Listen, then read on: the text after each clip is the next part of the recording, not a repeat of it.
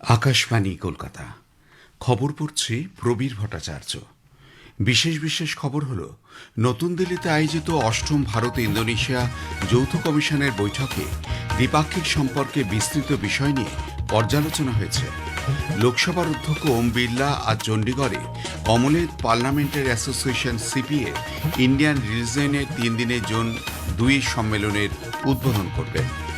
পশ্চিমবঙ্গ আয়ুষ্মান ভারত জন আরোগ্য যোজনার 36তম রাজ্য হিসেবে পরিণত হতে চলেছে।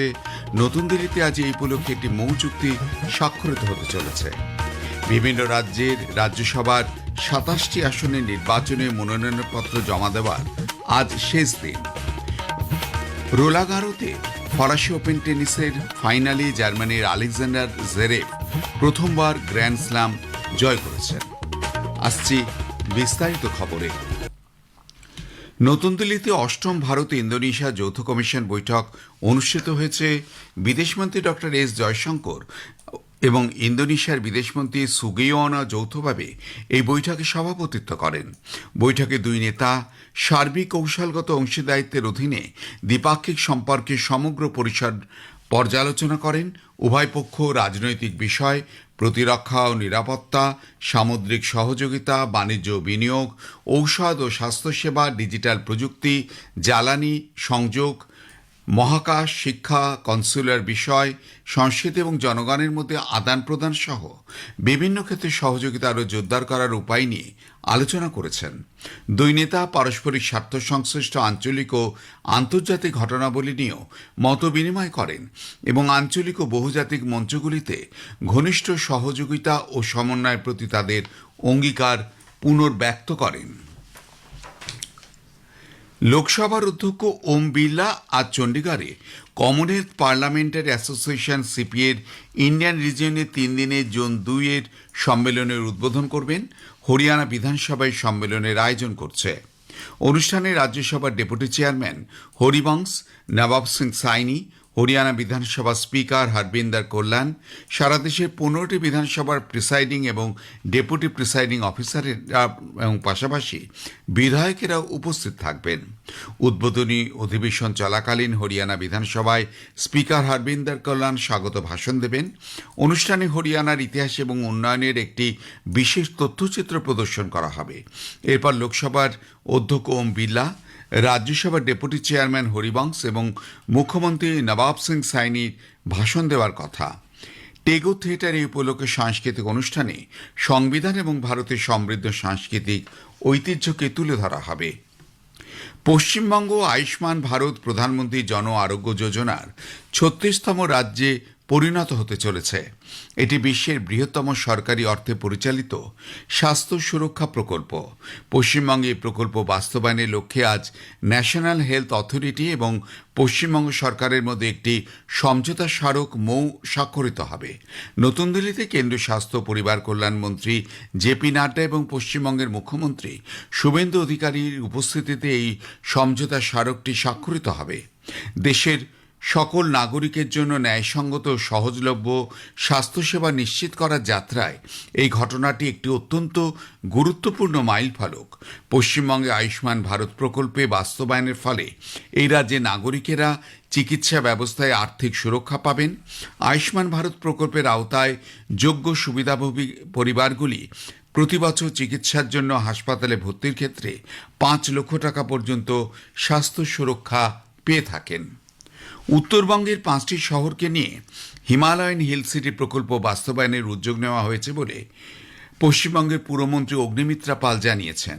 উত্তরকন্যায় গতকাল প্রশাসনিক বৈঠকে যোগ দেওয়ার পর সাংবাদিক সম্মেলনে মন্ত্রী বলেন, দার্জিলিং, মিরিক, কার্শিয়াং, কালিম্পং এবং শিলিগুড়িকে এই প্রকল্পের আওতায় আনা হবে। আবাসন ও নগরায়ণ মন্ত্রী মনোহর লালও এই উদ্যোগকে সব ধরনের সহযোগিতার আশ্বাস দিয়েছেন বলে তিনি জানিয়েছেন। ন্যাশনাল টেস্টিং এজেন্সি এনটিএ মেডিকেলে ভর্তির জন্য নিট ইউজি পরীক্ষার শহরভিত্তিক ইন্টিমেশন স্লিপ প্রকাশ করেছে। আগামী 21শে জুন এই পরীক্ষা হওয়ার কথা। সংস্থার পক্ষ থেকে জানানো হয়েছে, এই ইন্টিমেশন স্লিপ কোনোভাবেই অ্যাডমিট কার্ডের সমতুল নয়। পরীক্ষার্থীরা যাতে আগেভাগে পরীক্ষা কেন্দ্রের অবস্থান সম্পর্কে জানতে পারেন, সেই জন্যই এই স্লিপের ব্যবস্থা।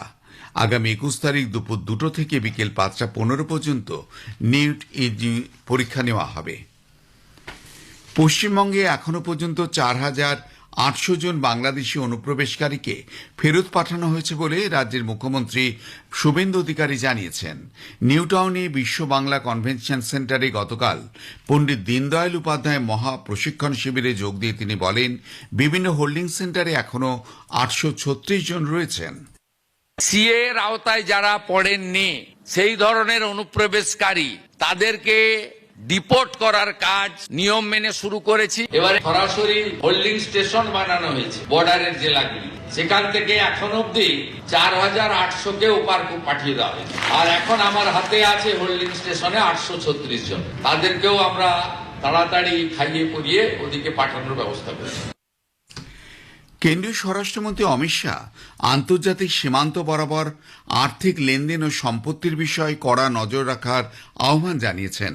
উত্তর পূর্বাঞ্চলীয় রাজ্যগুলির সীমান্ত এলাকা নিয়ে বিএসএফ এর ত্রিপুরা ফ্রন্টিয়ার সদর দপ্তরে সেশায় সভাপতিত্বে অনুষ্ঠিত এক বৈঠকে এই নির্দেশ দেওয়া হয়। স্বরাষ্ট্রমন্ত্রী বিগত 5 বছরের জমির রেকর্ড পরীক্ষা করারও নির্দেশ দিয়েছেন। स्मार्ट फेंसिंग का कंसेप्ट और चतुष्कोणीय सुरक्षा ग्रिड का कंसेप्ट ये आने वाले दिनों में सीमा की सुरक्षा करने वाले हर सीएपीएफ का, चाहे आईटीबीपी हो, चाहे एसएसबी हो, चाहे असम राइफल हो, चाहे बीएसएफ हो, उसका कार्य संस्कृति बने, इसके लिए हमने शुरुआत की है। খবর শুনছেন আকাশবাণী কলকাতা থেকে। বিভিন্ন রাজ্যে 27টি রাজ্যসভা আসনের নির্বাচনের মনোনয়নপত্র জমা দেওয়ার আজ শেষ দিন। আগামীকাল মনোনয়নপত্র পরীক্ষা করবেন সংশ্লিষ্ট রিটার্নিং অফিসারেরা। প্রার্থীপদ প্রত্যাহারের শেষ দিন 11 জুন। আগামী 18 জুন ভোট গ্রহণ হওয়ার কথা। উল্লেখ্য, গত 1 জুন বিজ্ঞপ্তি জারি করে কমিশন। ওই দিন থেকে শুরু হয় মনোনয়নপত্র জমা দেওয়ার কাজ। আর্মেনিয়ার সংসদীয় নির্বাচনে ভোট গ্রহণ শেষ হয়েছে এবং ভোট কেন্দ্রে ব্যালট গণনার কাজ চলছে।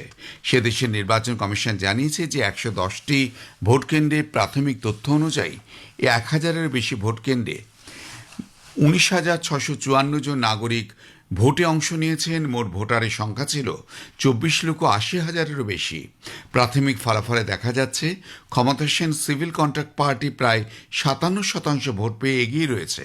প্রায় 21% ভোট নিয়ে রাশিয়াপন্থী স্ট্রং আর্মেনিয়া জোট দ্বিতীয় স্থানে রয়েছে এবং পরেই রয়েছে প্রাক্তন প্রেসিডেন্ট রবার্ট কোচারিয়ানের নেতৃত্বাধীন আর্মেনিয়া অ্যালায়েন্স। এরা পেয়েছে 8% ভোট।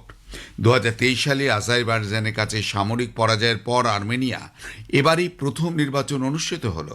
সে দেশের বিদেশ নীতিকে পশ্চিম বিশ্বের দিকে নতুন করে তুলে ধরতে প্রধানমন্ত্রী নিকোলো পাশিনিয়ানের প্রচেষ্টা একটি গুরুত্বপূর্ণ পরীক্ষা হিসেবেই নির্বাচনকে দেখা হচ্ছে।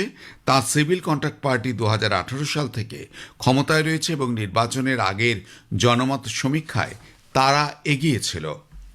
ইরান 8 এপ্রিল যুদ্ধবিরতির পরে প্রথমবার ইসরায়েলের উপর ক্ষেপণাস্ত্র হামলা চালিয়েছে।